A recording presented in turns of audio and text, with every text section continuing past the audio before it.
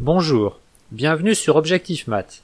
L'objectif de cette vidéo est de calculer i égale à l'intégrale de 0 à racine carrée de 1 sur x au carré plus 1, facteur de racine carrée de x au carré plus 2 dx.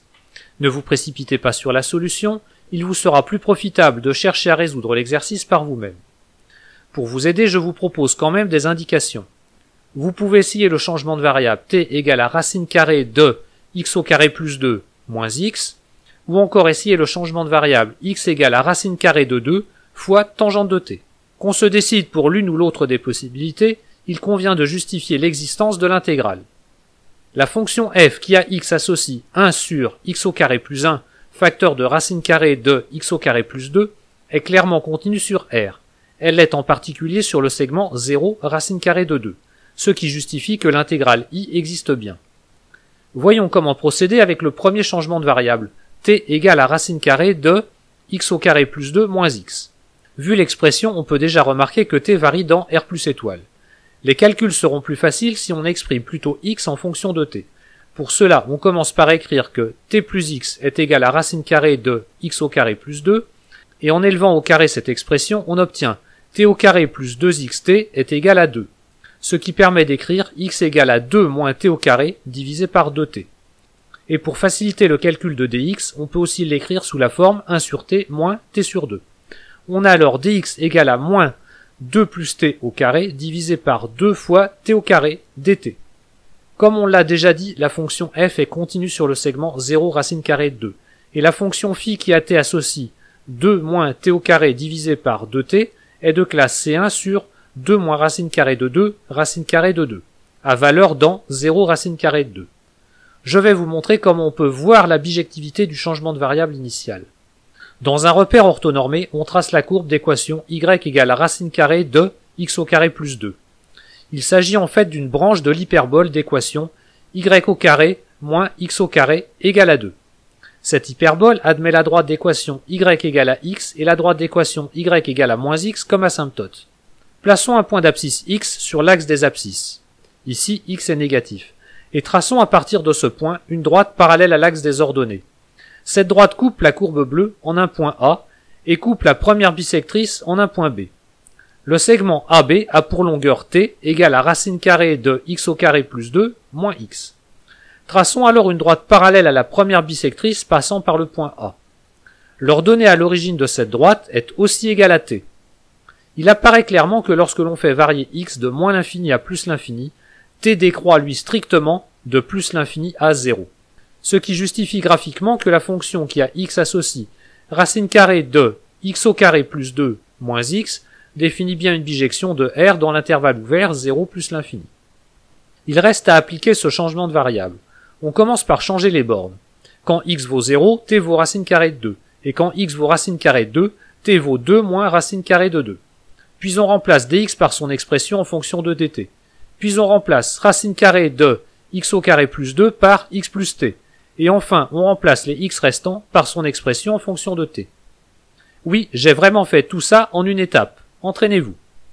Pour ne pas vous traumatiser trop, je me contente dans l'étape suivante de mettre les bornes dans l'ordre naturel et de simplifier les deux facteurs au dénominateur. Ce qui donne facilement i égale à l'intégrale de 2 moins racine carrée de 2 à racine carrée de 2 de 4t divisé par t exposant 4 plus 4 dt. Or, on peut écrire t exposant 4 plus 4 sous la forme t au carré plus 2 au carré moins 4 fois t au carré, ce qui se factorise en t au carré moins 2t plus 2, facteur de t au carré plus 2t plus 2. Et coup de chance, l'écart entre ces deux facteurs est exactement égal à 4t, ce qui donne directement la décomposition en éléments simples. 4t divisé par t exposant 4 plus 4 est égal à 1 sur t au carré moins 2t plus 2 moins 1 sur t au carré plus 2t plus 2. Par linéarité de l'intégrale, on obtient i égale à l'intégrale de 2 moins racine carrée de 2 à racine carrée de 2 de dt divisé par t au carré moins 2t plus 2 moins l'intégrale de 2 moins racine carrée de 2 à racine carrée de 2 de dt divisé par t au carré plus 2t plus 2. On calcule maintenant la première de ces intégrales. Pour cela, on met le polynôme du second degré au dénominateur sous forme canonique. On en déduit immédiatement qu'une primitive de la fonction sous l'intégrale est la fonction qui a t associe arctangente de t-1 à calculer entre 2 moins racine carrée de 2 et racine carrée de 2. Ce qui donne arctangente de racine carrée de 2 moins 1 moins arctangente de 1 moins racine carrée de 2. C'est-à-dire 2 fois arctangente de racine carrée de 2 moins 1. Le calcul de la deuxième intégrale se fait suivant le même principe et donne arctangente de 1 plus racine carrée de 2 moins arctangente de 3 moins racine carrée de 2. Et en recollant les morceaux, on obtient une expression de i qu'il est sûrement possible d'arranger. Bien, passons à la deuxième méthode qui consiste à effectuer le changement de variable x égale à racine carrée de 2 fois tangente de t. La fonction qui a t associe racine carrée de 2 fois tangente de t est de classe C1 sur le segment 0 pi sur 4 à valeur dans le segment 0 racine carrée de 2. Et la fonction f est continue sur le segment 0 racine carrée de 2, ce qui justifie la validité du changement de variable. Et on a dx égale à racine carrée de 2 divisé par cosinus au carré de t dt. On obtient donc i égale à l'intégrale de 0 à pi sur 4 de 1 sur 2 fois tangente au carré de t plus 1 fois racine carrée de 2 fois racine carrée de tangente au carré de t plus 1 facteur de racine carrée de 2 divisé par cosinus au carré de t dt. En remplaçant tangente de t par sinus de t divisé par cosinus de t, on peut simplifier cette intégrale en i égale à l'intégrale de 0 à pi sur 4 de cosinus de t divisé par 2 sinus au carré de t plus cosinus au carré de t dt. Ou encore i égale à l'intégrale de 0 à pi sur 4 de cosinus de t divisé par 1 plus sinus au carré de t dt. Avec un peu d'habitude, une primitive saute aux yeux. Il s'agit de la fonction qui a t associe arctangente de sinus de t que l'on doit calculer entre 0 et pi sur 4. Et finalement, i est égal à arctangente de 1 sur racine carrée de 2. On peut essayer de faire le calcul à maxima, mais il n'y arrive pas comme ça. On lui indique donc un changement de variable à effectuer. J'ai choisi celui de la deuxième méthode. On lui demande alors d'effectuer le calcul explicite de cette primitive en utilisant l'instruction EV avec l'option nouns.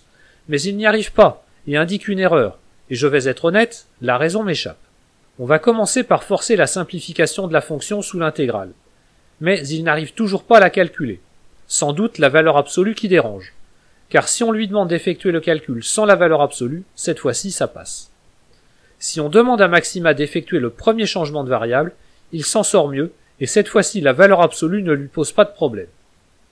Ça ne saute pas aux yeux, mais il s'agit bien de la même valeur dans les deux cas. On va se rassurer en calculant des valeurs approchées de nos deux résultats, même si ça ne constitue pas une preuve rigoureuse.